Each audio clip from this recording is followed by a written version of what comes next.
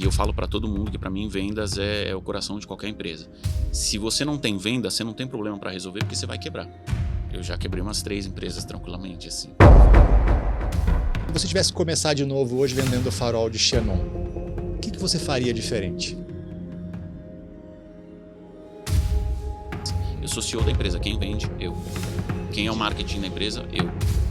Dessa empresa, nos últimos anos, teve um crescimento médio de 32% nos últimos 4 anos.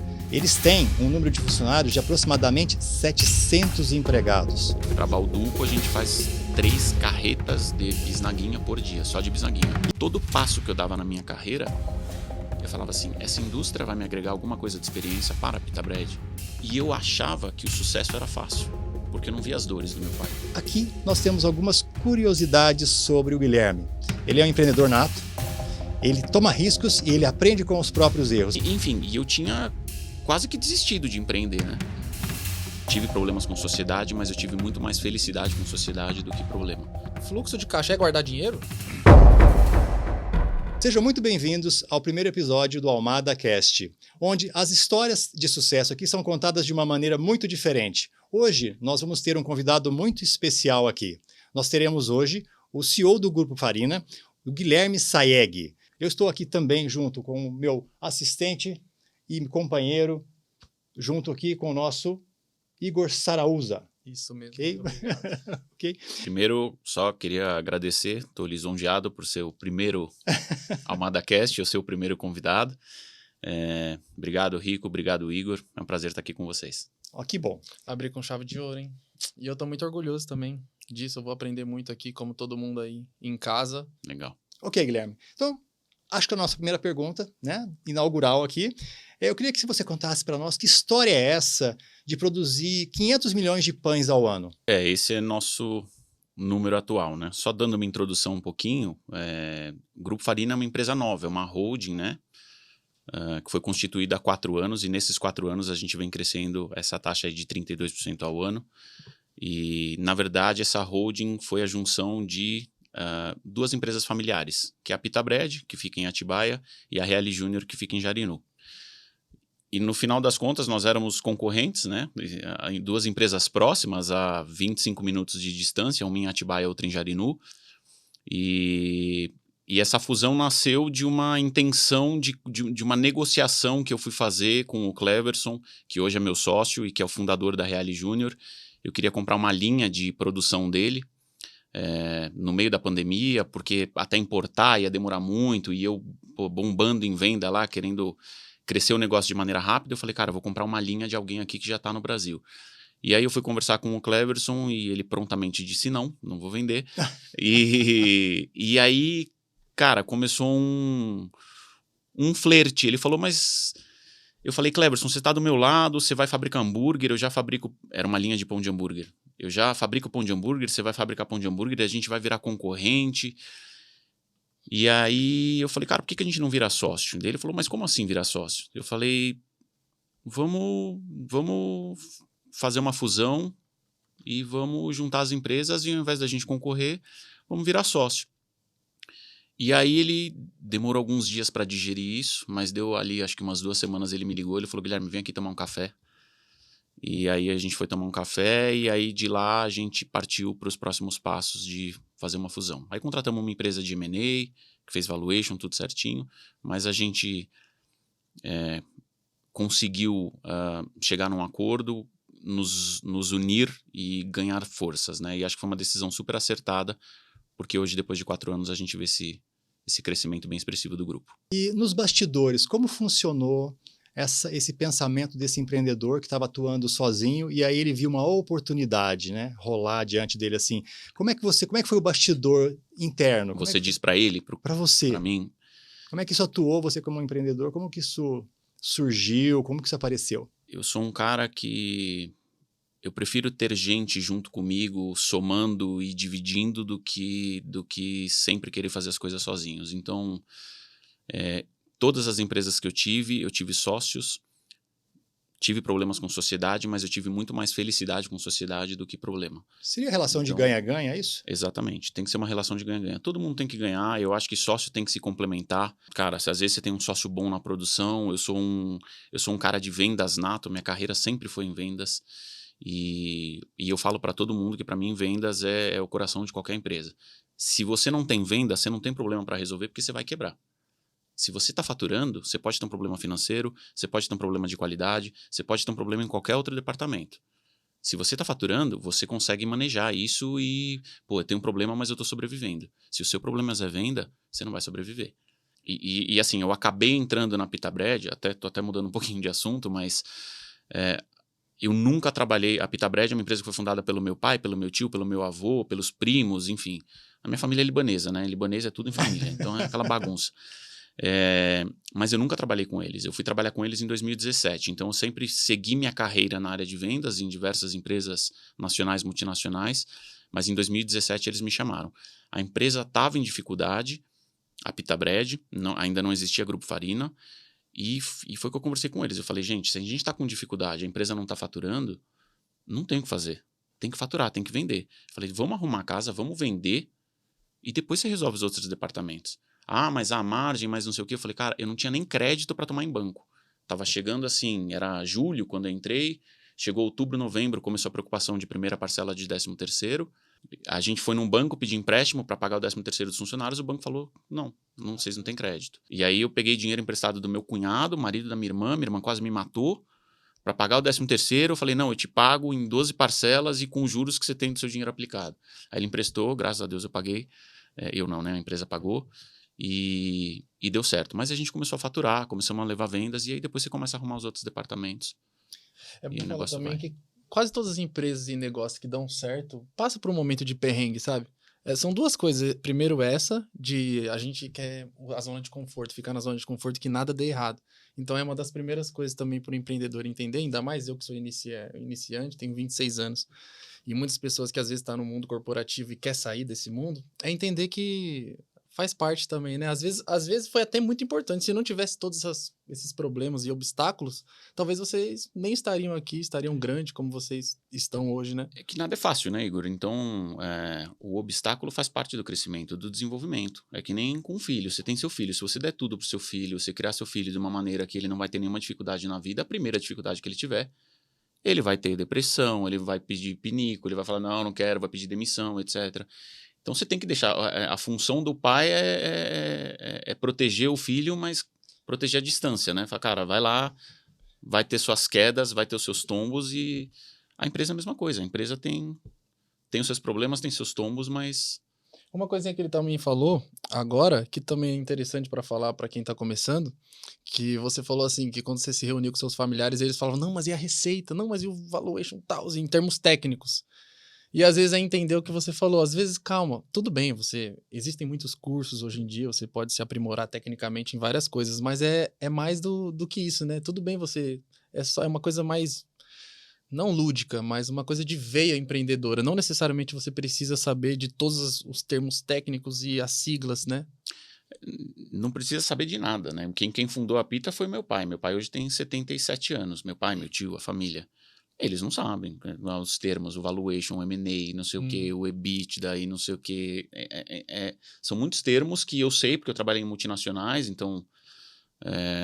mas no fim das contas não é isso que importa. Se você sabe o termo, se você não sabe, o que importa é você ter resiliência ali como empreendedor para fazer o negócio dar certo e tomar o tombo e pega empréstimo e toma risco.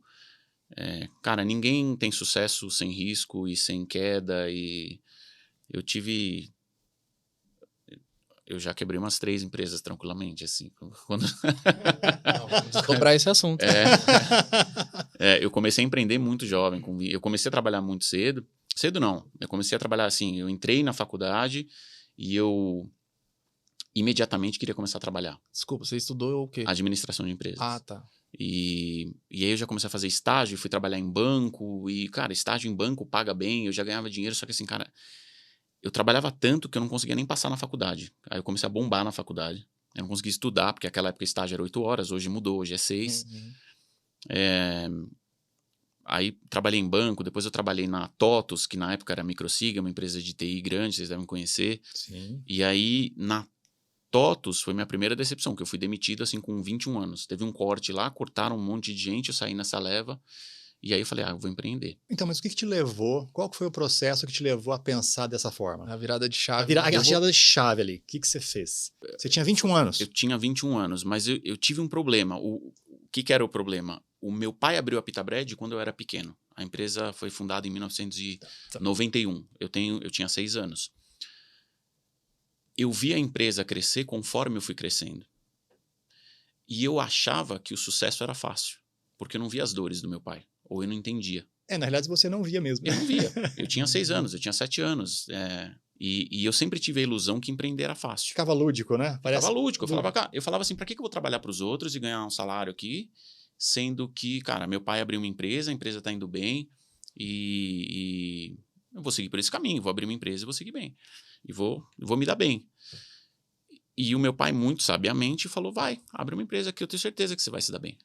Aí, obviamente, eu abri com 21 anos, com 23 eu quebrei, aí não contente, eu fui lá abrir outra empresa, quebrei de novo. Qual que foi a maior dificuldade que você passou quando você quebrou a primeira vez? Qual que foi o seu sentimento? O que você passou na primeira vez? Não, olha o que eu fui fazer. Era a época, vocês conhecem farol de xenon de carro? Sim.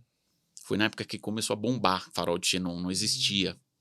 E aí eu entrei no site lá, comprei da China 2 faróis de xenon. Sei lá, eu paguei, gente, é exemplo, não lembro o valor, mas assim, eu paguei R$200 cada par e eu vendi por 1.500.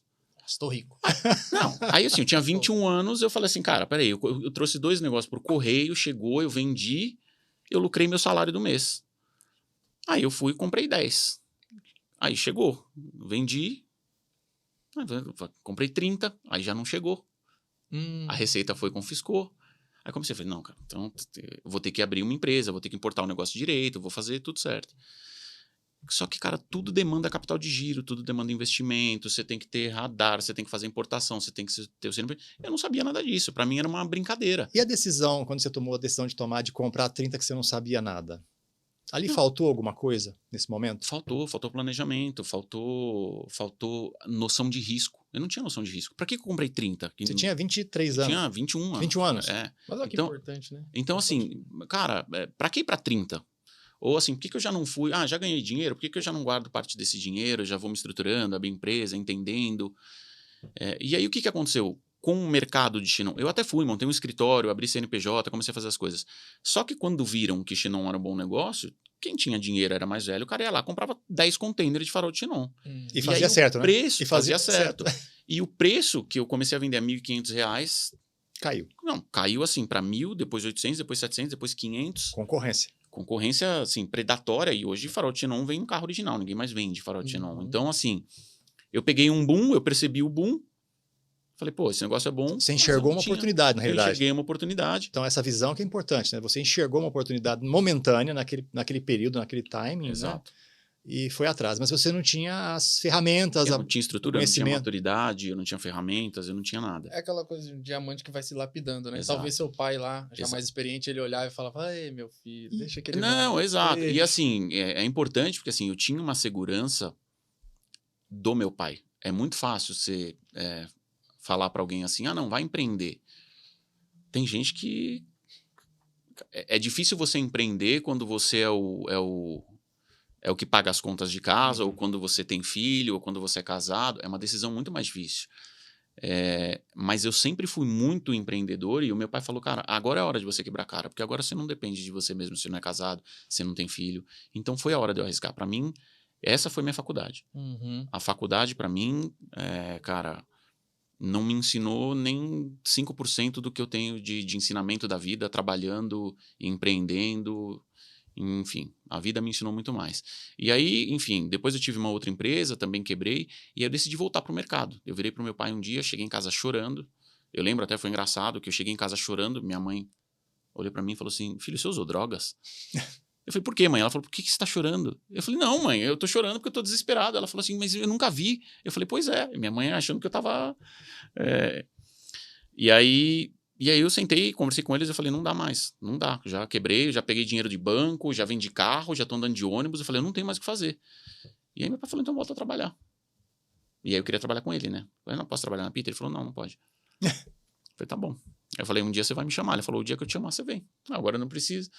E aí eu voltei, aí eu entrei numa multinacional e aí eu segui carreira. E aí foi até... Eu vim com uns 32, 33, eu fui até os 32 anos trabalhando em empresas multinacionais. E nesse momento você não empreendeu. Não empreendi mais. Tá, mas em algum momento você teve que virar essa chave de novo, né? Eu tive que virar. Mas aí, porque eu já tinha aprendido. Eu falei, cara, empreender não é fácil. Aí você passei a respeitar mais a história do meu pai, eu passei a respeitar mais a história de qualquer empreendedor. Eu falei, cara, não é fácil. E que medidas que você tomou quando você foi para essa nova empreitada? Sabe por quê, Rico? Porque quando você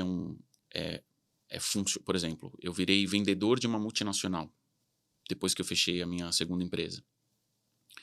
Cara, na época eu já entrei ganhando, sei lá, 3 mil reais de salário, aí tinha comissão, aí tinha carro. Eu era moleque, eu tinha 23 anos. Eu tava andando de ônibus, porque eu tinha perdido meu carro. Aí eu ganhei um carro da empresa. E aí eu falei, cara, é muito mais fácil você trabalhar e você ganhar e pinga o salário no final do mês e vambora. É muito mais fácil do que empreender. Então, foi isso. Eu passei por dificuldade. Quando eu falo aqui dificuldade, não passei necessidade, mas passei dificuldade do tipo... Eu já tinha passado por tanta coisa com 23 anos, já tinha trabalhado, já tinha ganhado dinheiro, e já tinha empreendido, já tinha quebrado. Eu falei, cara, eu quero estabilidade. Eu quero ficar quieto. Que é ilusão, né? Não, é ilusão. É ilusão principalmente para mim, que eu sou empreendedor nato. Eu não consigo ficar quieto. Eu não consigo. E aí, mas assim, foi uma grande escola passar por todas as empresas que eu passei. E eu sempre tive o sonho, desde pequeno, eu falava, eu vou trabalhar na Pita Bread, eu vou trabalhar na empresa do meu pai. Ao contrário dos meus irmãos. Eu tenho irmãos que não trabalham, nunca trabalharam e não vão trabalhar. Todo passo que eu dava na minha carreira, eu falava assim, essa indústria vai me agregar alguma coisa de experiência para a Pita Bread? Ou seja, você estava adquirindo conhecimento Eu pessoal. estava adquirindo conhecimento pessoal e assim, eu passei numa entrevista para trabalhar numa montadora automobilística. Eu falava, Tem nada a ver. não tem nada a ver. Eu fui trabalhar com bens de consumo, então trabalhei na Pernod Ricard, que é uma multinacional de bebida alcoólica, eu trabalhei na JBS, eu trabalhei na Whirlpool, que é geladeira, tudo, mas é bem de consumo. E meu último emprego foi na P&G, na Procter & Gamble, que eu entrei como gerente comercial já, e eu saí como gerente de grupo, que eu gerenciava ali outros gerentes, eu tinha um time. Mas eram bens de consumo, então eu lidava com supermercado, eu lidava com atacadista, eu lidava com distribuidor, tudo que eu precisava de experiência para... E diga uma coisa, então baseado nessas duas quebras que você teve, quando você chegou nessa decisão, quais são as 3 habilidades que você julga que os empreendedores precisam ter? Habilidades mesmo. Rico, eu vou... Que a gente chama de skills no inglês, né? Eu vou resumir em uma só, mas que engloba várias, que para mim é resiliência. O que é resiliência? Cara, é ter persistência, é saber lidar com pessoas, é saber lidar com sócio, é saber lidar com funcionário, é saber lidar com boletos. Então, assim, você tem que ter resiliência para tudo. Se você é um cara muito quadrado, não, é isso, ponto e acabou, não tem jogo de cintura. Você tem que entender que seu funcionário é um ser humano que nem você. Tem dia bom e tem dia ruim. Sim. Não adianta você chegar num dia ruim do seu funcionário e você ir lá e você tem que ter sensibilidade para esse tipo de coisa. Você tem que ter sensibilidade com seus sócios, você tem que ter... Para mim, tudo se resume em resiliência. Para mim, é a coisa mais importante. Eu entendi a questão da resiliência, mas vamos ligar isso com a relação de ganha-ganha. Em que ponto tudo isso se liga com a ganha-ganha? Porque você tomou uma decisão em algum momento e falou assim, eu preciso melhorar, eu preciso compartilhar, né? Que momento que foi esse na sua vida? Não teve um momento específico que eu falei, eu preciso... Foi uma decisão isso, né? Uma decisão. Eu tive decisões do tipo, cara, agora não dá mais para empreender, eu não tenho mais como. Eu preciso voltar pro mercado, eu preciso me reerguer financeiramente, eu preciso... Sim. Até meu ego, porque assim, você chega num fundo do poço que você fala, cara... Chega. Chega. É tipo assim, eu sou burro, eu quebrei a segunda empresa com 23 anos, eu já não sabia mais você já começa a entrar na noia, né? Você fala assim, e se eu não conseguir mais ser contratado? E se... Eu falei, não, É o e se, né? É o e se. É muita insegurança. E voltar pro mercado é seguro. É seguro você ser um funcionário CLT, você férias, se esforçar. Terceiro, salário. Exatamente. Aí você passa a ser promovido, você passa... e assim foi. E assim eu segui. Até... Enfim, e eu tinha quase que desistido de empreender, né? Até o meu pai me ligar um dia e falar assim, filho, um domingo, 10 horas da manhã, filho, vamos tomar um café? Eu tinha 32 anos, foi quando eu vim pra Pita. Eu falei assim, pai, você nunca me chamou pra tomar um café. Alguma coisa tem. Vamos tomar uma cerveja, Muito bom. vamos tomar não sei o quê. Eu falei, tá separando da minha mãe. Eu falei, Alguma coisa lá vem tem, né? bomba, né? Vamos tomar um café ali na Brasileme, a gente morava em Santana, vamos tomar um café? Eu falei, nossa. Aí eu fui tomar um café com ele e ele falou, eu preciso de você na Pita. Eu preciso que você saia. Só que eu tava voando na minha carreira profissional. Eu tinha 32 anos, eu tinha um cargo executivo, eu tinha carro executivo, eu tinha o melhor plano de saúde. Meu filho tinha acabado de nascer, meu primeiro filho nasceu no Einstein. Muito Porque difícil essa Exato. decisão. Não, a minha esposa quase me matou. Eu falei, eu vou sair e eu vou trabalhar com meu pai. E assim, eu saí para ganhar muito menos, para ter menos benefício. Foi uma decisão de, cara, agora eu vou dar um passo atrás, mas é o que eu sempre quis, é o que eu me preparei. Meu pai tá me chamando para fazer o que eu me preparei para fazer. E agora eu vou mostrar para ele que eu sei fazer. Então, eu tive que pedir demissão. A empresa que eu trabalhava foi muito legal, porque eles nem me demitiram, eles falaram, a gente vai te afastar por 6 meses, porque para você entender se é essa a decisão correta. Eles me afastaram por 6 meses, e aí eu vim trabalhar. Deram tempo. Me deram tempo, obviamente, sem salário, sem nada. Mas não me desligaram. Falaram, a gente vai... Suspendeu. Suspendeu meu contrato de trabalho, eu vim trabalhar, deu 6 meses, eles me ligaram e falaram, você precisa voltar. Eu falei, não vou voltar. Porque em 6 meses eu já vi que eu estava conseguindo achar a luz no fim do túnel ali da Pita. Existia vida, né? Fora. Existia vida fora e assim, eu estava conseguindo recuperar a empresa que, cara, era a empresa da minha família. Que eu vi crescer, que eu vi... E eu falei, pô, legal. E assim, quando eu vim, teve um marco importante, que assim, quem tocava era meu pai e meu tio. E eu conheço, né? Família. Eu falei assim, ó, eu vou, mas eu peguei o famoso papelzinho, falei, assina aqui os dois. Assina o quê? Eu falei, assina, os dois assinaram. Carta branca? Carta branca. Dobrei, pus na minha carteira. Eu tenho esse papel até hoje. Eu tenho carta branca para tomar qualquer decisão na empresa. E... Pode terminar. Não. E obviamente, né? Eles não é que eu entrei... não tô sendo arrogante falando isso. Não é que eu entrei tomando todas as decisões. Eu entrei como um gerente comercial na empresa. Eu não entrei... Mas eles viram que todas as decisões que eu estava tomando faziam sentido e que a empresa estava melhorando. Até por isso que hoje eu ocupo o cargo de CEO, porque foi um negócio... E que momento, depois desse ponto, você achou que as coisas começaram a mudar para você? É isso que eu ia perguntar. Na Pita? Na Pita. Depois disso, que você começou a ser gerente comercial, né? Ô, Rico, foi muito rápido. Porque assim, quando eu cheguei na Pita, a empresa estava... cabisbaixa, digamos assim. Tava todo mundo assim, cara. Sem motivação. Tava todo mundo esperando ser demitido. Essa era a verdade. A situação era muito crítica. Era uma situação da empresa tava quase quebrando. Motivação zero. Motivação zero, endividamento alto, sem crédito. E assim, é uma fábrica. Era uma fábrica preparada para faturar X milhões e faturava X menos 80%. Entendi. O funcionário percebe. Claro. Porque, cara, é produção. Aí o cara fala, cara, não tem pedido. A máquina não trabalha, né? Não tô produzindo. Assim, tinha 3 turnos, agora tem 1. E, pô, hoje não tem pedido. Então, o clima era muito pesado. E foi por isso que eu cheguei lá e falei, eu preciso vender. Eu falei, eu nem vou ver balanço, eu não vou ver conta, eu não vou ver financeiro. Eu falei, eu preciso vender. Porque se eu vender, se eu começar a botar pedido, vai trazer energia para a fábrica. O pessoal vai olhar e vai falar, cara, tem uma luz no fim do túnel. E eu precisava ser essa luz no fim do túnel. E graças a Deus, muito rápido, eu consegui começar a vender. Eu até brinco que teve um cliente que apareceu e era uma outra fábrica de pão. Não, eu preciso terceirizar, não sei o quê. E foi o primeiro cliente que eu fechei. Ele ficou com a gente uns 2 anos. Esse cara não pagou, ele quebrou. Ele deixou uma dívida gigantesca. E todo mundo assim, pô, mas... Eu falo, cara, esse cliente que foi a virada da chave. Então, assim, ele está nos devendo até hoje. Obviamente eu não forneço mais. Não pode falar o nome dele também? Não vou falar o nome dele. A empresa já quebrou. Tá, achei que era não, grande. Não, a empresa já quebrou. Mas esse cliente foi a virada de chave. O fato de eu ter trazido o volume dele para dentro da minha fábrica, que foi o que fez a galera falar, cara, estamos vendendo, voltamos a vender.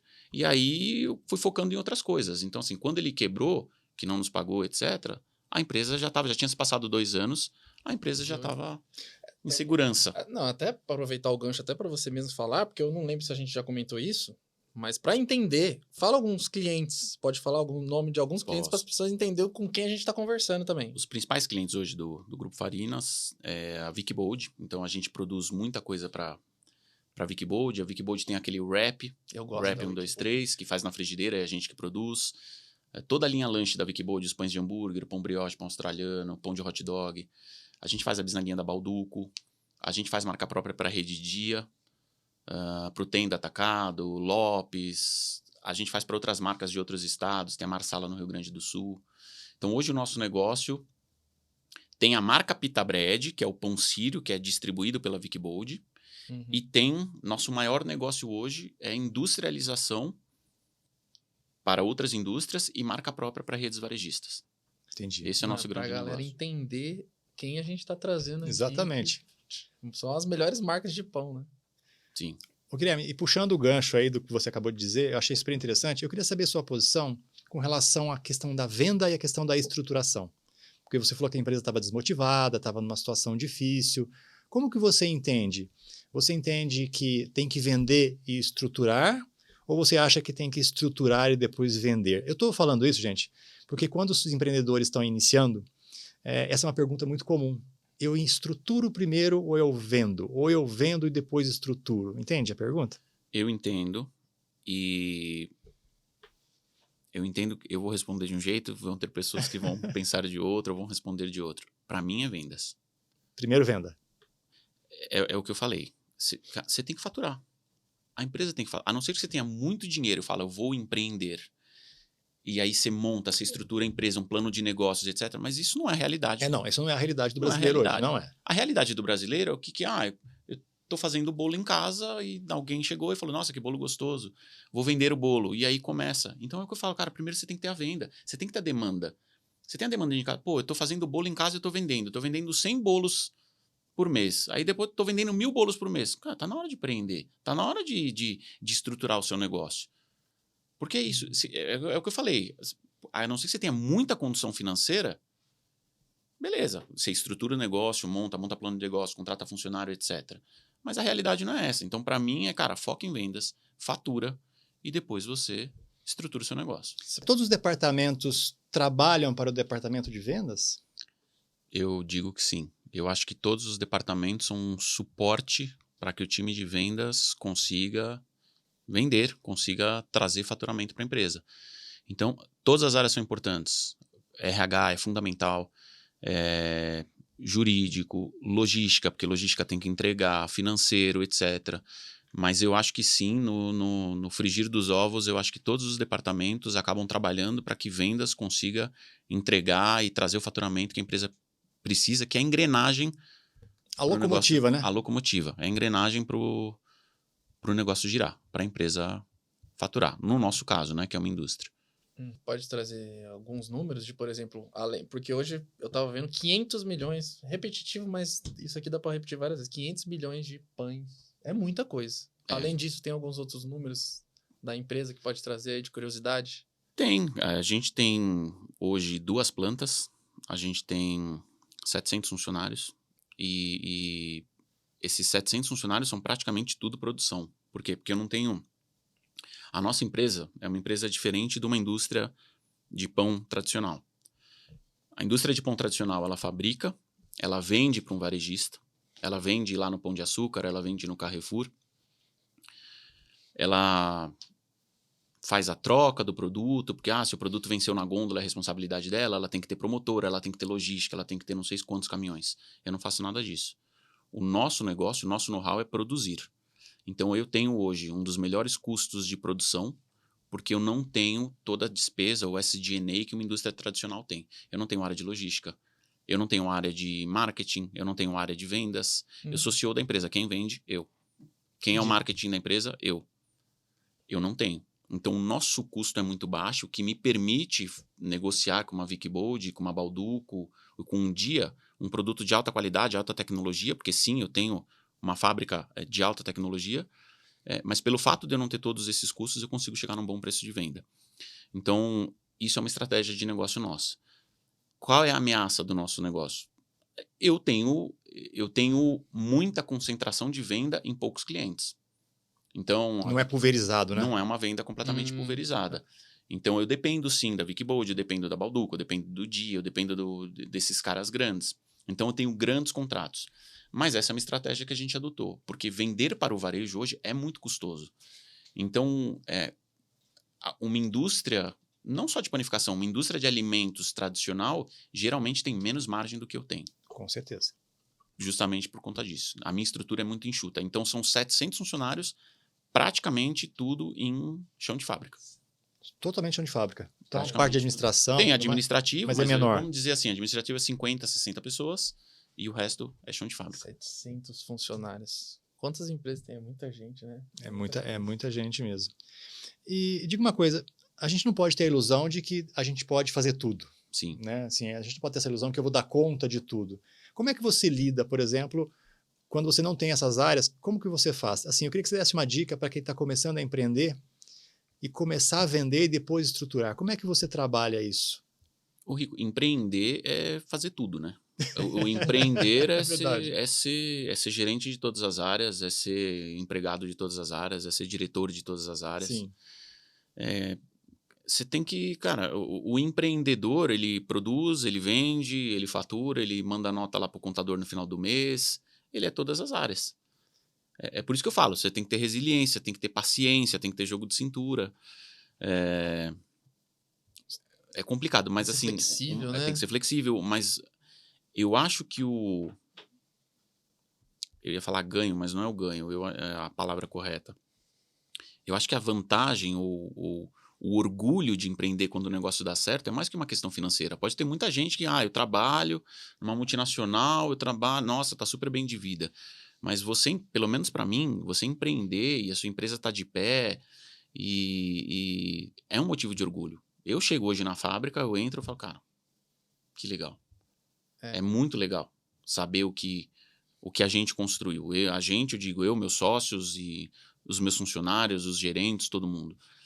Eu acho que todo mundo tem orgulho de ver de onde a gente saiu. A gente tinha 150 funcionários há 5 anos atrás. A gente tem 700.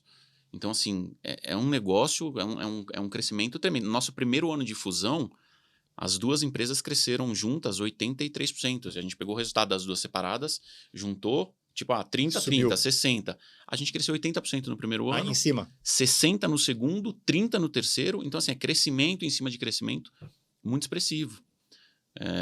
É muito gratificante. E indiretamente, além de 700 pessoas, diretamente, quantas famílias também, né? Indiretamente você vai influenciar, ajudar. Você tem diretos, tem indiretos, né? Tem essa questão de empreender também, sabe? Muita gente, a gente liga, eu acho que pelo sistema, e enfim, no poder aquisitivo de querer dinheiro. O dinheiro move, né? Um combustível. Mas a questão empreendedora também é uma questão muito legal de generosidade. Pessoal. Eu ando vendo muitos empresários falando sobre a questão dessa palavra, generosidade, assim, de quanto mais você puder empreender e andar com a generosidade junto, mais você vai crescendo, né? Talvez tenha a ver com isso que você falou também. Sabe, eu até queria aproveitar uma pergunta. Se você tivesse que começar de novo hoje vendendo farol de Xenon, o que você faria diferente? Uma boa. Hoje, a oportunidade fosse hoje. Eu tomaria menos risco, eu acho. Eu acho que eu fui muito agressivo, como eu falei. Você tem um negócio, você está vendendo, não queira dar um passo maior que a perna. Porque você não tinha estrutura, certo? Eu não tinha estrutura nenhuma. Então, assim, não queira dar um passo maior que a perna. Eu dei um exemplo aqui de alguma pessoa que faz bolo em casa. Pô, não queira sair do bolo que você assa na sua casa para falar, cara, eu vou montar uma fábrica de bolo. Porque não é assim, é tudo muito caro. Você não tem facilidade, taxa de juros muito alta, você não tem empréstimo para pegar. Você tem, só que você vai viver para pagar juros. Então vai devagar. Dê um passo. O certo seria fazer caixa com essas vendas? O certo seria fazer caixa, o certo seria ir estruturando aos poucos. Não dá para você comprar, eu preciso de maquinário para fazer mais bolo. Não dá para você comprar tudo ao mesmo tempo, né? Você não vai ter dinheiro para fazer tudo. Tem que ser gradativo, né? Exato. Vou comprar com uma batedeira pequenininha que vai me fazer produzir 500 bolos. Você não precisa de uma batedeira para 5.000 bolos. Não, gradativo. Gradativo. Você precisa de mais assadeira, você precisa de um forno maior, você precisa de... Então, assim, vai com calma, vai entendendo... O meu bichinho da curiosidade, aí você tem que se sentir confortável, você responde se você quiser, mas meu bichinho da curiosidade, você falou de gasto, Porque eu imagino também uma empresa de que tem algum, tipo, mais ou menos um valor assim de gasto só para as pessoas entenderem que não é só bonança também, de, sei lá, algum insumo que você gasta aí, alguma coisa que você... Deve ter muito material alguma importado. coisa, sei lá, A gente tem- um terreno, alguma coisa assim que você pode passar para as pessoas para elas entenderem que não é fácil também, que você tem bastante gasto. Vamos fazer uma conta básica. Bota aí uma folha de pagamento. Deve ser, faz 700 vezes 4 mil, mais ou menos. 7, 14, 21, 28. 2 milhões e 800 de folha Só de de pagamento. folha, né? Desses 700, né, que você falou. Só de folha de pagamento. Então, começa o mês devendo 2.800. 2.800. Fora os encargos. Não, fora imposto. Fora. A carga tributária ali mais ou menos 20%. A gente está no lucro Aí. real, 20% Da folha. do 20% por Não, 20% do meu faturamento. Mas Ah, que justo. É justo, né? 20%. Totalmente justo. É o sócio. É o sócio. É o sócio verdade. oculto. Tudo aí. É isso. A gente compra... Um dado legal. A gente compra 10 carretas de farinha por semana. São 2 carretas gigantescas, aquelas carretas grandes que você vê na estrada, cheia de farinha, 2 carretas por dia, chegando nas fábricas. Isso não é importado? A farinha? Não, é farinha nacional, a gente compra do sul do país, região sul, também importada, mas a gente faz um Blend. mix, Tá. um blend de farinha. Farinha importada tem uma qualidade ainda um pouco melhor do que a nacional, então a gente acaba fazendo um blend. Imagina 2 carretas por dia também, fora uma logística para tudo isso funcionar. Ele tá falando 2 carretas, mas é gigante, né? A estrutura fora a farinha, né? Sim. Porque não tem só a farinha. Não, tem farinha, tem sal, tem gordura, açúcar, enzima, fermento. Ovo, alguns produtos, a gente fabrica bolo, vai ovo. É muita coisa. Embalagem, caixa de papelão, carretas e carretas de caixa de papelão também chegando pra gente embalar tudo. Fora a distribuição de tudo isso, né? Exato. Porque tem todo o processo de distribuição. Exato. Para Balduco, a gente faz 3 carretas de bisnaguinha por dia, só de bisnaguinha. 3 carretas por dia 3 de carretas bisnaguinha? por dia, E eles vêm todo dia com 3 carretas. Eles assim, para uma carreta, fica esperando encher. Que doideira. Aí quando ela enche, a gente liga e fala, vem buscar. Aí vem o cara com uma carreta vazia, para a vazia, pega a cheia, vai embora. Ah, encheu essa. Pai, vem, pega a cheia, vai embora. Fábrica É um quase negócio- 24 horas você 24 trabalha. horas. É 24 horas? 24 essa horas. Guilherme, eu tenho uma pergunta que eles falam no inglês que é tricky, né? Que é assim, Sim. como que fica a precificação desse produto baseado nesses custos que você tem? Porque olha só, a precificação é super importante, né? Como você tem custos muito altos, eu imagino também que você tem que repassar esses custos para o seu produto. Como é que Sim. você trabalha, então, essa margem de lucro dentro do seu produto? Na verdade, eu tenho custos altos, né? Mas eu tenho uma produtividade muito grande. Então, assim, eu tenho tecnologia, eu faço 6 mil pacotes de bisnaguinha por hora. Então, assim, a cada hora saem 6 mil pacotes. Se você divide ali, eu tenho, por exemplo, Caramba. 20 funcionários por turno em cada linha. Então, quando você divide 20 funcionários por 6 mil pacotes, por hora, 6 não, né? É porque são 6 mil por hora vezes 8 horas. Quando eu divido o custo desses funcionários, o custo de mão de obra acaba ficando baixo. Porque eu tenho muita tecnologia. Agora, o que encarece? Cara, é logística no Brasil, imposto, custo de mão de obra, eu digo encargos, taxa de juros. Então, assim, nós somos uma empresa que não é endividada. Por que está crescendo muito agora o número de recuperação judicial? Porque a taxa Selic explodiu, um monte de empresa endividada, o endividamento passa a ficar muito mais O caro. dinheiro está muito caro, O né? dinheiro está muito caro e as empresas passam a não conseguir mais pagar. Por que a gente está tranquilo? Porque a gente não tem endividamento. Hoje o meu endividamento é menos de 1 mês de faturamento. Você pega empresa aí que devem 1 ano inteiro de faturamento. Tem que faturar 1 ano inteiro só para pagar a dívida. A gente não tem esse... Rico, desculpa mas é porque o nosso convidado, além dele ser especial e a chave de ouro, vou até criar o gancho, porque além dessas, você tem uma outra empresa aqui que o convidado é especial, que ele não veio de mãos vazias. Oh, tem razão.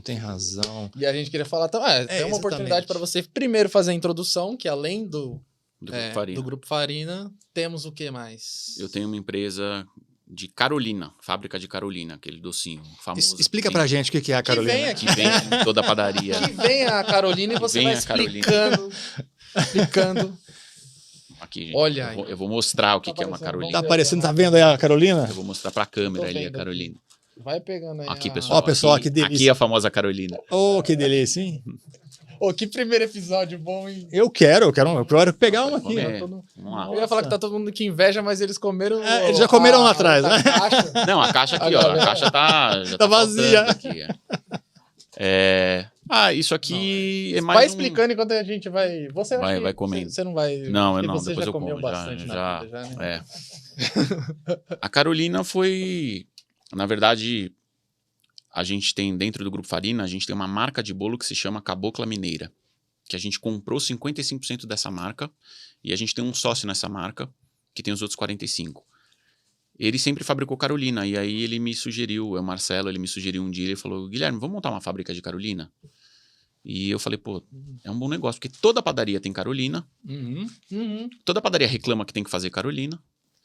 E eu falei, vamos montar uma fábrica, vamos tentar automatizar o processo de produção de Carolina, porque é um doce completamente artesanal. E bom. Então você tem que fazer Gostoso, eclair, não. você tem que Muito fazer- bom, gente. Ó, muito bom mesmo. E aí a gente montou uma fábrica aqui em Atibaia também. E hoje a gente vende tudo para um cliente só, para a Oxxo.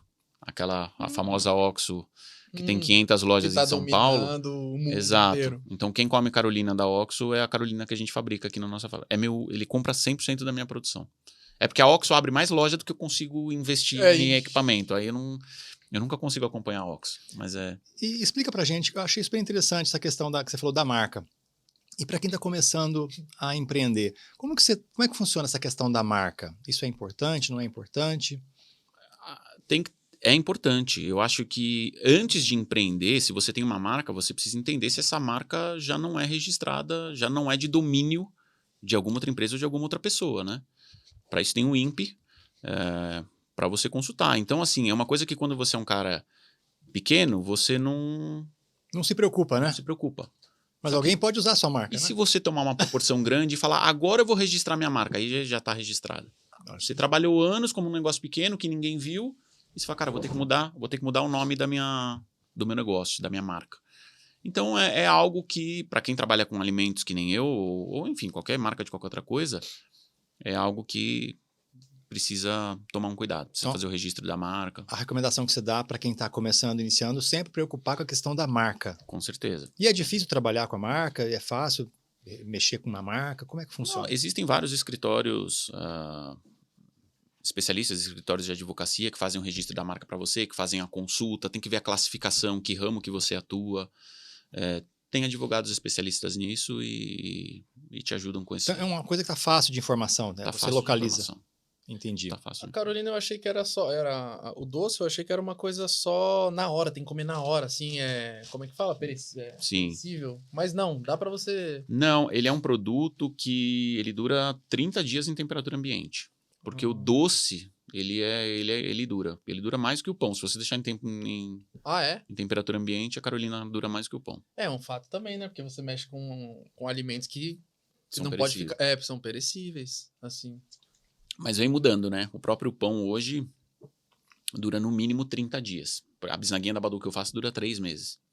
Então tem conservantes hoje, tem tecnologia para fazer o pão durar muito mais. No passado o pão durava 5 dias, depois foi para 7, depois foi para 12, depois foi para 15. Foi subindo, mas muito por conta de tecnologia, de Sim. enzimas, de... Eu ia comentar também, porque você, querendo ou não, você ó, eu aqui querendo dar uma de empreendedor. Eu sou menos experiente. É B2B, você só para as empresas, né? Sim, Nesse caso, você não precisa. Você investe em marketing? não invisto em marketing. Eu sou Não uma das precisa, poucas... né? Não preciso. Não preciso investir em marketing. Por exemplo, a Carolina...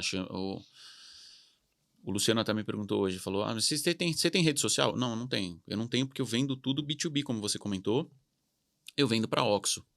Mas é algo que a gente pensa, fala, pô, e se a gente fizer uma embalagem com 6 Carolinas, com um lacinho para vender? Então é algo que a gente pensa, mas hoje a gente ainda não faz porque eu estou vendendo 100% da minha produção. Eu preciso aumentar a minha capacidade produtiva. Seria uma Não adianta individual, né? Não adianta investir em marketing agora, sendo que, cara, eu tenho um cliente consumindo todo. O meu negócio, meu problema hoje na Maria Carolina é aumentar minha capacidade produtiva. Eu tenho que focar em capacidade produtiva. Eu não vou gastar dinheiro com marketing, sendo que eu preciso aumentar minha capacidade produtiva.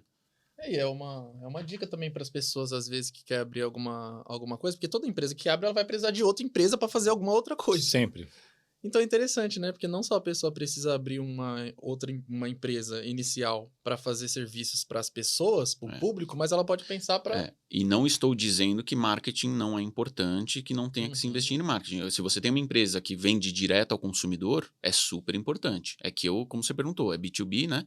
Eu vendo para outras empresas, então eu não vou fazer o marketing da Balduco. A Balduco vai fazer o marketing da Wikibold. É estratégia.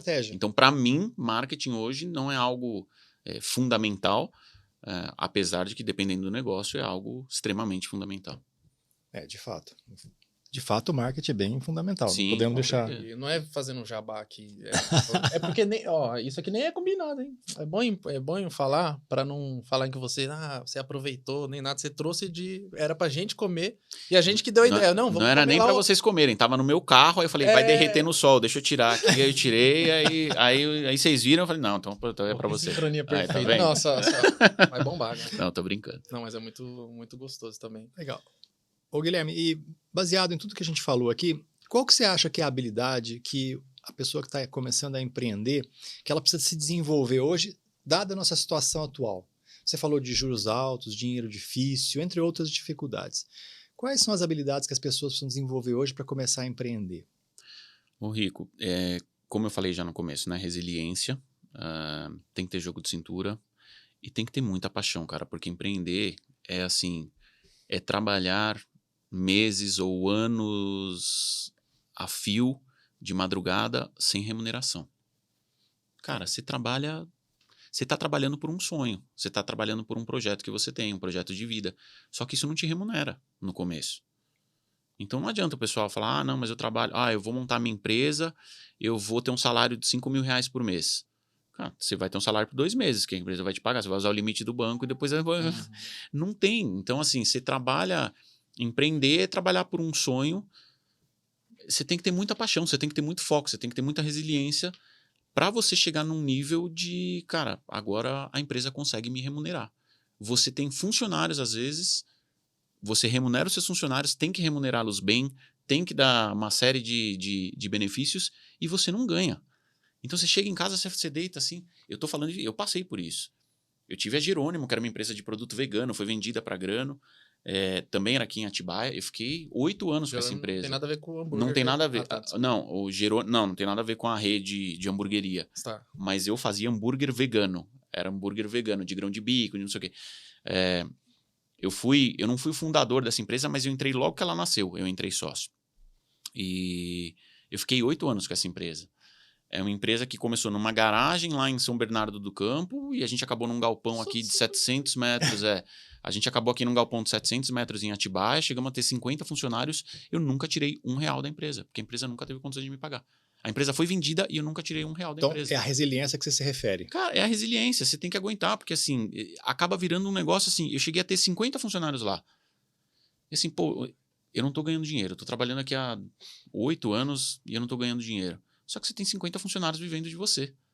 É interessante, você é responsável por 50 famílias. Por 50 famílias. Então você não pode simplesmente falar, cara... Vou desistir, né? Vou desistir, não dá. E era um mês faturava 500 mil, no outro mês caía para 200, aí a conta não fechava, aí pega empréstimo. É muita loucura. É muita loucura. Você tem que ter muita resiliência, muita paixão pelo negócio, acreditar, porque é complicado. É o que eu falo, o ambiente nada te ajuda no Brasil. Não, de fato, né? O ambiente não te ajuda. Não tem um dinheiro barato para você tomar. Quando tem, mas tem um programa do governo com uma taxa de juros. Vai tentar pegar. Você não consegue. Você não consegue, cara. É tanta burocracia. Exigência. Você fala, cara, quem tá precisando, às vezes tá com nome sujo. Quem tá precisando, que tá empreendendo, a pessoa, não, tem que ter nome limpo, tem que ter histórico, tem que ter não sei quantos anos de empresa, tem que ter o capital social da empresa, tem que ter... Você fala, cara, quem tem? Ninguém. Ninguém tem. É inatingível, né? É inatingível. Entendeu? Aí, tem os programas, mas você não consegue ter acesso ao dinheiro. Então, é realmente muito difícil. Cara, é por isso que você vê, o empreendedor é sempre o cara ferrado, tá com o carro velho lá, tá não sei o quê, porque sempre o cara, a empresa você tá focado na sua empresa, você fecha o olho para tudo e vai. Isso é empreender. E são 24 horas por dia, né? Empreendendo. 24 horas por dia. O empregado, ele trabalha só naquele período, daquele tanto de horas e vai embora para casa, né? Exatamente. E não pensa mais na empresa. O Não empreendedor não, né? Ele Não.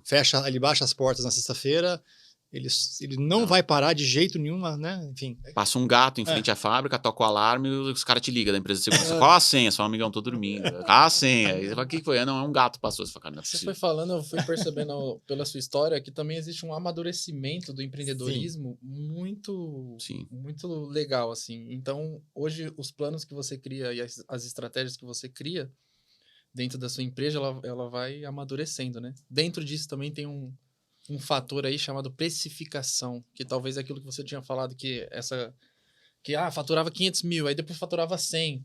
Aí hoje, como a importância e como você faz a precificação hoje, né, no Grupo Farina. Dos meus produtos. Isso. Eu falei que a área mais importante é vendas, né? Sim. A segunda área mais importante para mim é financeiro. Controle de fluxo de caixa, porque, cara, quando você começa a faturar, você começa a ter a ilusão que você está ganhando dinheiro. Não necessariamente você está ganhando dinheiro. Você pode faturar perdendo dinheiro. E quanto mais você fatura, mais capital de giro você precisa. E capital de giro é algo que pelo menos eu sempre fui, Não precisa, né? Não, eu tô faturando, vai entrar dinheiro. Uhum. O ponto é o seguinte, você compra matéria-prima com 10 dias de prazo de pagamento, ou com 30 dias que seja, só que você está vendendo para um supermercado com 60 dias de prazo. Não tem Então, assim, se você faturou 1 milhão de reais por mês e o cara vai te pagar 2 milhões daqui a 60 dias, como é que você sobrevive esses 60 dias sem esse dinheiro? Cara, você quebra. Então, muita gente quebra por conta disso, por conta de falta de controle de fluxo de caixa. Então, assim, você tem que tomar cuidado de precificar o seu produto de maneira que você tenha margem. É o primeiro ponto. Seu produto tem que ter margem, você não pode vender com prejuízo. E o segundo cuidado é fluxo de caixa. Pô, eu tô vendendo a prazo e eu tô comprando tudo num prazo menor. Cara, você vende com 60 dias, lembre-se que você tem 2 mãos de obras para pagar, você tem 2 meses de salário para pagar antes de você vender com esses 60 dias. E é um cuidado que pouca gente tem. E é aí que muita empresa quebra. Guilherme, você pode explicar para quem está assistindo a gente o que seria o fluxo de caixa, em poucas palavras? Assim? Sabe o que eu ia perguntar? Eu leigo. Fluxo de caixa é guardar dinheiro? É simplesmente isso? Fluxo de caixa não é guardar dinheiro, é ter dinheiro para pagar as suas obrigações até você ter o seu recebimento. Então, vamos lá, você tem um recebimento para daqui a 60 dias. Tá. Ao longo dos 60 dias, como eu falei, você vai pagar salário dia 1, salário dia 15, salário dia 1, salário dia 15. Então, você fala assim, peraí, eu tenho que pagar 2 meses de salário. Você tem que comprar matéria-prima, certo? Então, você tem que comprar matéria-prima Porque, assim, o cara que te paga em 60 dias, ele não fez uma compra só para 60 dias. O cara tá te botando pedido todo dia. Então, você tem que bancar toda a produção até os 60 dias. Você tem que trabalhar 2 meses bancando a embalagem, bancando a matéria-prima, bancando imposto. Só então receber. Para só então receber. Ah. E você passa a receber com 60 dias. Então, o fluxo de caixa eu tenho as minhas obrigações nesse período, só que o meu recebimento só acontece dia tal. Como é que eu pago isso daqui nesse período? Eu tenho que ter dinheiro. E as pessoas não se atentam a isso. E outra coisa, quanto mais você vende, maior é a sua necessidade de fluxo de caixa. É outro problema. Eu faturava 500. Quanto eu preciso comprar de matéria-prima? Eu preciso comprar 200 mil. Aumenta a produção. Eu preciso comprar 200 mil. Olha, entrou 1 milhão de pedido. Você não precisa de 200 mil. Você precisa de 500. Sim, entendi. Aí a pessoa entra na conta e fala, eu tenho 200 mil. Tá, mas você precisa de mais 300 mil para comprar matéria-prima. Então, esse é o problema. Então, a empresa tem que ter um ajuste de prazo de venda, prazo de recebimento com prazo de pagamento. Quando você compra sua matéria-prima, se você dá um prazo de pagamento para o seu cliente de 30 dias, a sua matéria-prima tem que ter no mínimo os mesmos 30 dias.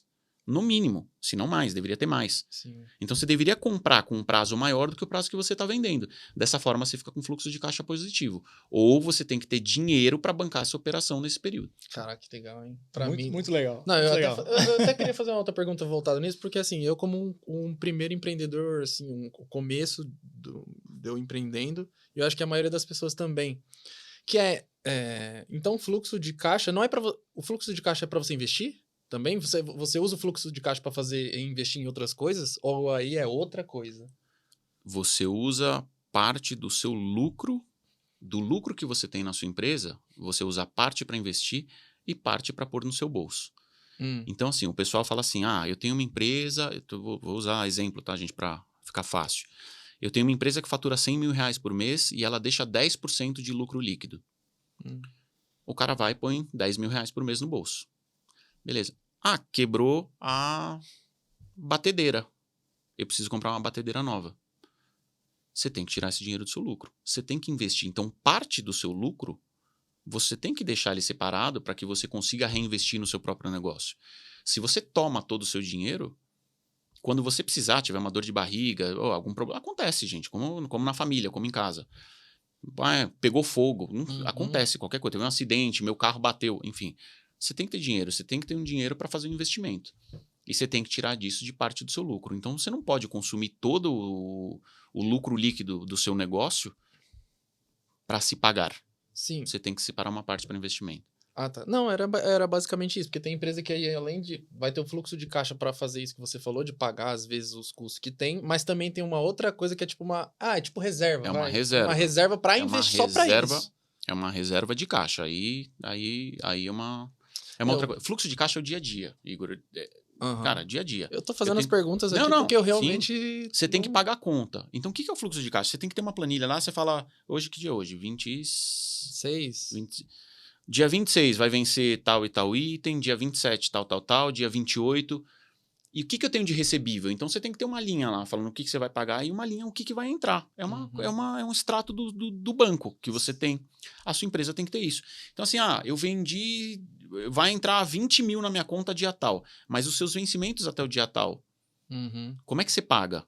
Não, eu tenho dinheiro. Não, eu não tenho. Se você não tem, você precisa pegar um empréstimo. Porque você só vai receber no dia 20. Ou você precisa adiantar esse recebível.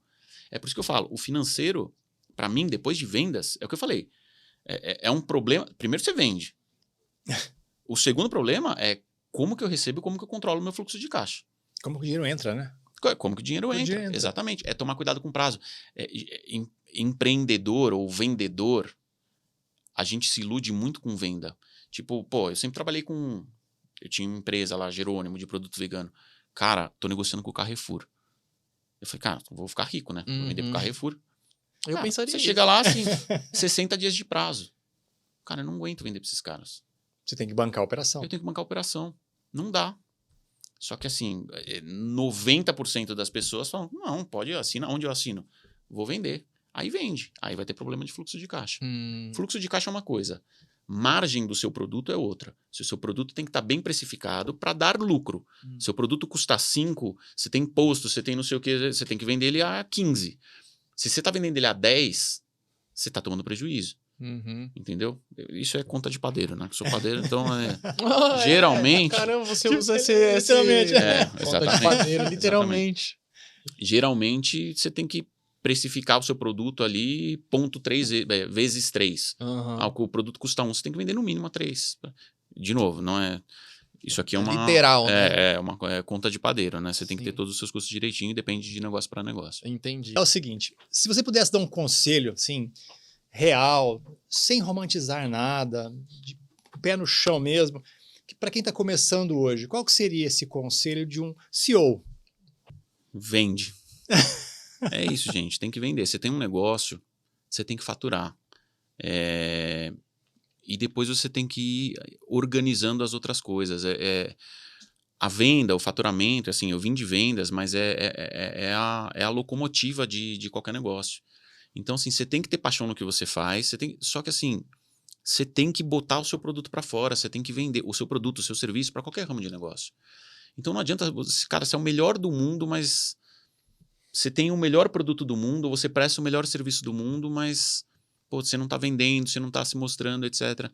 Então, para mim, cara, foca em vendas, traga receita para sua empresa e o resto você corre atrás, se organiza. E o segundo ponto, como eu falei, aí você começa a olhar para o financeiro. Para mim, são as duas áreas primordiais. Você deixa a sua empresa organizada e você tem condições de crescer. Eu falei aqui em algum momento que o Grupo Farina não é endividado. A gente hoje tem... a gente não toma riscos por conta do custo do crédito hoje. Então é isso, cara. É melhor você ter caixa e fazer, né? Fazer o cofrinho, tô juntando meu dinheiro, eu vou investir num negócio novo, do que você ir no banco tomar crédito com a taxa de juros do jeito que tá. Mas é basicamente isso, cara. Para quem tá empreendendo, foca em vendas e tenha muita paixão, porque é muito complicado. É um negócio muito difícil. Você tem que ter apoio, você tem que ter apoio familiar, apoio da esposa, apoio do pai, apoio de... Nem apoio financeiro eu tô falando, apoio psicológico. Cara, vai e faça. É muito importante você ter alguém do seu lado falando assim, vai, que se der errado eu tô aqui. Pô, você é casado, sua esposa te apoia, não, vai, eu tô trabalhando, a gente não vai passar fome. Isso é confortante. Quando você é um cara que, pô, você é o pai da família, você tem tudo, é uma decisão muito complicada. Empreender é desafiador, mas é o que eu falo. Depois que você cruza a barreira ali, que você fala, cara, meu negócio está indo, é uma recompensa não financeira, é uma recompensa, Sabe qual é o nome? é uma sensação impagável. Eu vejo qual é o nome disso? Isso é a riqueza, né? Isso é a riqueza. Isso é a riqueza, porque a questão de riqueza, de ser rico ou não, tá ligado a essa parte financeira, parte de... Mas, enfim, eu acho que você falando isso, aí você enxerga a riqueza real, né? Com certeza. Que é mais invisível, que é para além de dígitos e números, né? É como você... Porque, com tudo que você falou, imagino que seu dia teria que ter mais de 24 horas. A empresa tem 24 horas, então imagino que é bem corrido. É uma coisa importante para quem já tem o seu negócio, é como conciliar a sua vida empreendedora com a sua vida pessoal. Como você faz isso? Empreendedorismo, eu acho que você passa por fases. Você falar para um cara que está abrindo o seu negócio, fala, não, você tem que balancear a vida pessoal, não sei o quê, o cara vai te mandar para aquele lugar, o cara vai falar, amigão, eu tô trabalhando 20 horas por dia. Eu não tô mais nessa fase, graças a Deus. Hoje, inclusive, assim, eu morava em São Paulo até 4 anos atrás, eu mudei no meio da pandemia para Atibaia, eu vinha para Atibaia todo dia e voltava, minha esposa ainda não queria vir, enfim, fomos amadurecendo a ideia. Hoje a minha vida é super balanceada, eu acordo, eu vou pra academia, eu saio, eu vou pro trabalho, e eu saio do trabalho 5 horas da tarde, pego os meus filhos na escola, vou pra casa, dou banho, janta, tudo, faço tudo. Hoje eu tenho uma vida muito balanceada, mas para quem tá começando é difícil, e eu passei por fases difíceis. Teve só um dia que eu queria contar para vocês, quando eu tinha a Jerônimo, uma empresa de produto vegano, eu trabalhava na P&G. Então comecei a empreender trabalhando numa multinacional. E eu trabalhava 10 horas por dia, no mínimo. Então eu estava na Zona Sul de São Paulo, a fábrica era aqui, a gente tinha que entregar um primeiro pedido de hambúrguer de berinjela para um cliente. E assim, tava tudo atrasado. Eu saí da P&G, tipo 7 horas da noite, na Zona Sul, vim para Atibaia. Cheguei aqui, fiquei fazendo hambúrguer de berinjela com os meus sócios e com os funcionários. E aí tinha que descascar alho, bater alho no liquidificador e não sei o que para fazer a receita. O liquidificador quebrou e foi uns pedaços de alho gigantescos. Fomos fazendo hambúrguer até 4, 5 horas da manhã. Voltei para casa, tomei banho, fui para P&G. Direto, eu falei, não posso parar. Nossa. Eu não tenho, se eu deitar e dormir, eu não vou acordar. E eu tinha meus compromissos, né? Meu emprego é vir em primeiro lugar. Resumindo, entregamos os pedidos, o produto estava horroroso. No dia seguinte que eu estava trabalhando na P&G, eu liguei pro comprador, eu falei assim, meu amigo, joga tudo fora. 500 quilos de produto que a gente tinha entregado. Ele falou, como assim? Eu falei, joga fora, tá ruim. Eu falei, eu prefiro fazer de novo, te entregar semana que vem, do que você entregar isso daqui, porque, cara, é um hambúrguer de berinjela para uma rede que vende saladas para consumidor final. Eu falei, eu não posso.